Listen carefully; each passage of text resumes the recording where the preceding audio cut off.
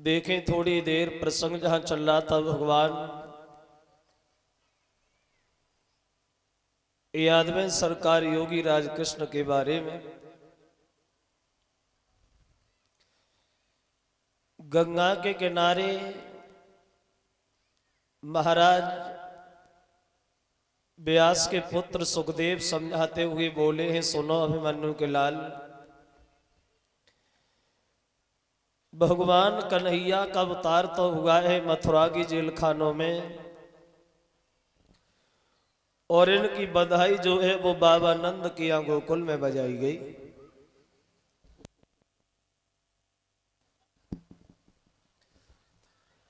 कन्हैया का अवतार तो हुआ है मथुरा की जेल खानों में, और इनकी बधाई नंद के यहाँ गोकुल में बजी है। 5 दिन की आयु में भगवान ने पूतना जैसी भयानक राक्षसी का वध किया। 27 दिन की उम्र में भगवान ने सक्टासुर व्रत को मारा। जब ये थोड़े और समझदार हुए हैं भैया बलराम के साथ, तो सबसे पहले उन्होंने माखन चुराने का काम शुरू किया। कन्हैया ग्वालों को साथ लेकर के गोपियों के घर में जाते हैं, माखन को चुरा चुरा के खाते हैं। तो गोपियां भगवान कन्हैया की शिकायतें लेकर के यशोदा के करीब आती हैं। इसी बहाने से भगवान के दर्शन करती हैं, अपने जीवन को सौभाग्यशाली समझती। लीलाओं में लगे हैं श्याम सुंदर इधर गोकुल में माखन के लीला करके दिखाए। एक विद्वान ये बता रहा है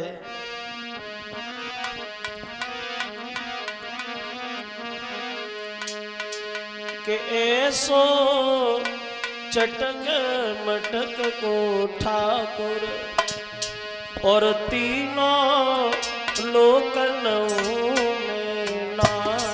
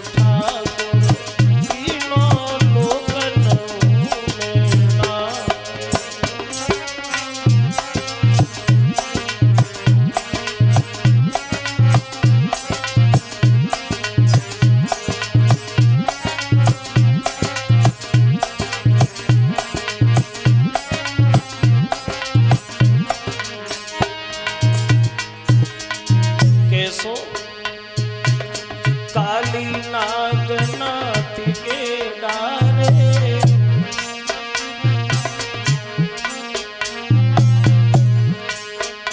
और इंद्रदेव के मान को मारे,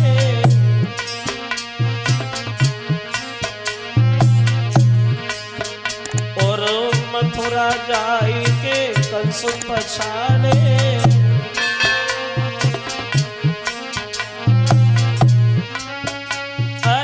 इतनो बलशाली है तो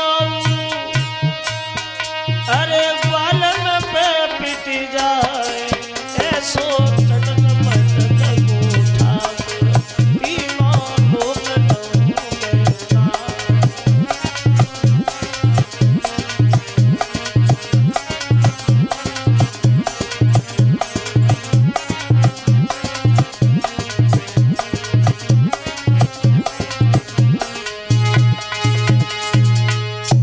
श्याम सुंदर इधर गोकुल में लीलाओं का वर्णन कर रहे हैं, और उन सब बड़ा भली भांति भगवान की लीला में शामिल हो रहे।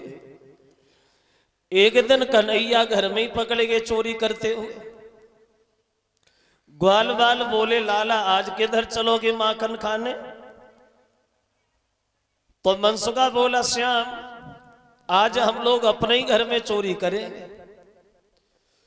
क्योंकि अगर चोरी करना सीखे तो सबसे पहले अपने घर में ही चोरी करे, क्योंकि चोर तो घर से ही बना जाता है। क्योंकि घर में अगर पकड़ भी जाओगे तो उतनी मार नहीं पड़ेगी जितनी बाहर पड़ती है। अब ग्वालों को साथ लिया, यशोदा मैया घर में नहीं है तो घर खाली देखा तो अंदर प्रवेश कर गए, माखन की गागर उठाई जमीन में मार दी, टूट गई, माखन फैल गया, सब लोग खाने लगे। अब वो मनसुखा माखन भी खा रहा है और धीरे धीरे बातें भी कर रहा है। श्याम सुंदर आज माखन खाने में बहुत आनंद आ रहा है। कन्हैया बोले हाँ भैया आनंद क्यों नहीं आएगा, आज हमारी फूटी है, कल जब तेरी फूटेगी तब हम पूछेंगे आनंद आ रहा है नहीं आ रहा है। तब तक यशोदा मैया जो है वो घर के अंदर घुस गई और जैसे ही कन्हैया को देखा तो ग्वालों को तो छोड़ दिया, कन्हैया का हाथ पकड़ लिया। दराव से आज हमारे समझ में आया कि तुम भी चोरी करते हो। आज तक कोई भी गोपी तुम्हारी शिकायत लेके हमारे करीब आई तो मैंने कभी उसकी बात पर विश्वास नहीं किया, और जब आज तुम अपने घर में ही नहीं मार रहे हो तो भला दूसरे के घर में कैसे मानते होगे। श्याम इधर आ। तो कन्हैया बहाना बनाने लगे, मैया हमने माखन नहीं खाया, माखन नहीं खाया, आंखों के सामने झूठ बोल रहे हो, माखन नहीं खाया, गागर सामने टूटी पड़ी है, माखन फैला पड़ा है और मुंह में माखन लगाए हो, कह रहे माखन नहीं खाया। तो कन्हैया बहाना बनाने लगे, मैया ये माखन मैंने नहीं खाया, ना मैंने माखन खाया और ना मैंने गागर तोड़ी। बोले माखन नहीं खाया, गागर नहीं तोड़ी, तो ये गागर टूट कैसे गई। तो कन्हैया बोले मैया बड़ा भोली है तू, तुझे नहीं मालूम, तुझे नहीं पता, तुम आई हो तुमसे थोड़ी देर पहले हम घुसे घर के अंदर, ये माखन हमने नहीं खाया। और बोले कि बतलाई दई बात कन्हैया ने और बतलाई दई बात समरिया ने।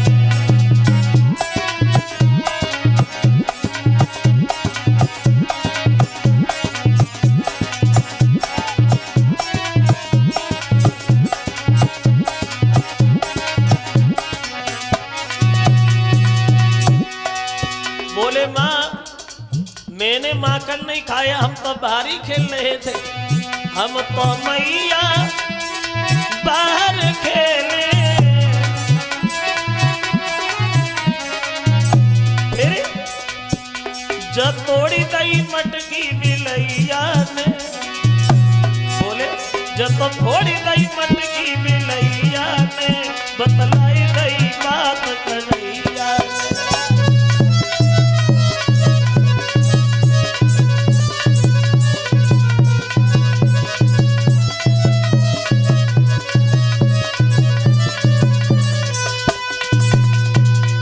बहाना बना रहे हैं भगवान मैया, ये घर में जो बिल्ली है वो बर्तन तोड़ती है, तू मेरा दोष लगाती, भला मैं काय को चोरी करेंगे। चोरी तो वो करते हैं जिनके घर में कुछ नहीं होता, हमारे घर में काय की कमी है जो हम चोरी करें। यशोदा बोली हाँ कन्हैया बहाना बहुत बनाते हैं, आज हम तुम्हें छोड़ेंगे नहीं, तुम्हें बांधेंगे और पूरे दिन बांध के घर पे रखेंगे और भोजन भी नहीं मिलेगा, भूखे रहोगे आज के दिन। अब कन्हैया का हाथ पकड़ के मैया आंगन में उखल से बांधने के लिए चली, भाग करके गई, रस्सी ले आई, लेकिन जब रस्सी ले आई तो रस्सी छोटी पड़ी गई। दोबारा फिर दौड़ी, दूसरी रस्सी ले आई, लेकिन वो भी छोटी पड़ी गई। तीसरी बार फिर भागी, फिर ले आई, लेकिन वो भी छोटी पड़ी गई। अब यशोदा बड़ा झुंझला रही है, प्रमाण यहां तक मिला पूरे मोहल्ला की रस्सियां इकट्ठी कर ली, लेकिन भगवान बंधे ही नहीं।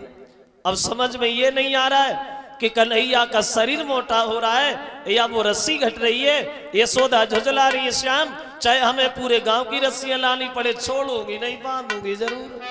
अब होगा ऐसा कि वो रस्सी घटती जाती है और अंग मोटाते जाते।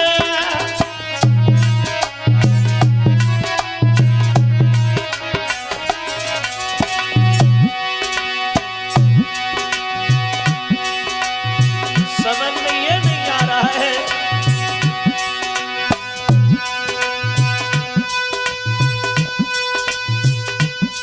वो रस्सी घटती जाती है या अंग मोटाते जाते हैं। यशोदा झुंझलाती जाती है, मोहन मुस्कुराते जाते हैं।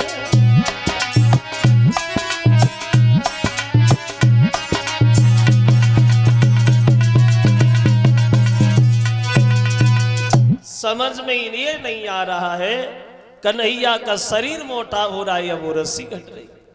समझ गए श्याम सुंदर मैया ज्यादा व्याकुल है तो एक छोटी सी रस्सी में ही बंध गए श्याम। और ग्वाल बाल दूर खड़े हैं, यशोदा मनसुखा पे बकिया की दौरे पड़ी। इधर आ मनसुख, मेरा लाला कभी चोरी नहीं करता था, तूने अपने साथ उसे रख के चोर बनाया, चोरी तूने सिखाई है मेरे कन्हैया। तो मनसुखा बहाना बनाने लगा, सोचने लगा हम खुद ही पकड़ रहे हैं, अब कन्हैया की शिकायत करने लगा, मैया हमने काय को से चोरी सिखाई, मेरे कभी घर में चोरी नहीं भई, मेरे कभी खानदान में चोरी नहीं भई, तो भला मैं से चोर कैसे बनाऊंगा मैया। सच तो यह है कि तेरे कन्हैया ने हमें चोर बना दिया मैया। और बोला तुझे एक बात नहीं पता माँ, हमें पूछो कि जब से श्याम कन्हैया, बोले कि जब से श्याम भाव कन्हैया तब से कि चोरी घर घर हो, चोरी घर घर हो, तेरे श्याम ने जुल्म किया।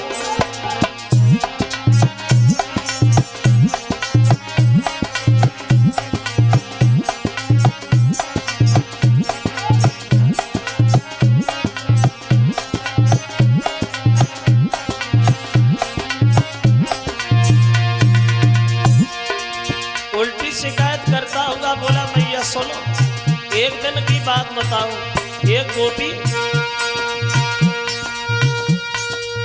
पकड़ कलाई ले गई जाको, ए मैया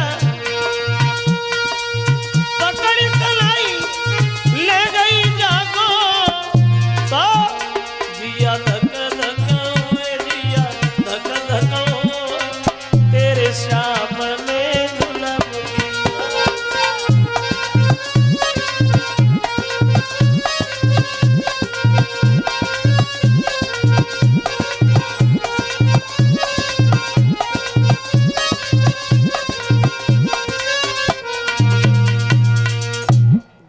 बनाते हैं गोपी के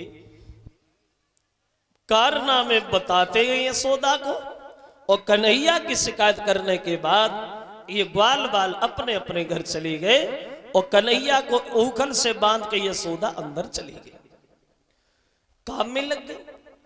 अब कन्हैया ने